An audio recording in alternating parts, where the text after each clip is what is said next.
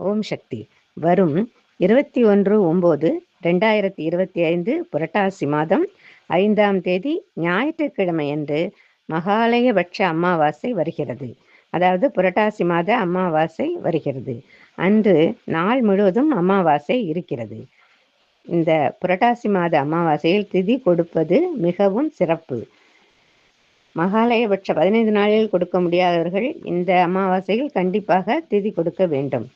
தர்மத்தை மீறி நடப்பவரை தர்ம தேவதை எவ்வாறு தண்டிக்கிறாளோ அதே போல பித்ருக்களுக்கு தர்ப்பணம் கொடுத்து வணங்காதவர்களை பித்ரு தேவர்கள் தண்டிக்கிறார்கள். இதனால் பித்ருதோஷம் அடைகிறார்கள். பித்ருதோஷம் நீங்க சரியான நேரத்தில் முறையாக நாம் பித்ருக்களை வணங்கி வழிபட வேண்டும்.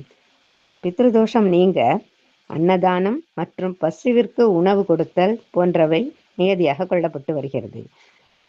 பித்ருதோஷம் நீங்கினால்தான் குலதெய்வத்தின் அருளும் இஷ்ட தெய்வத்தின் அருளும் நமக்கு பரிபூர்ணமாக கிடைத்து நாம் வாழ்வில் தடங்கள் இன்றி முன்னேறி நல்ல விஷயங்கள் நடக்க ஆரம்பிக்கும்.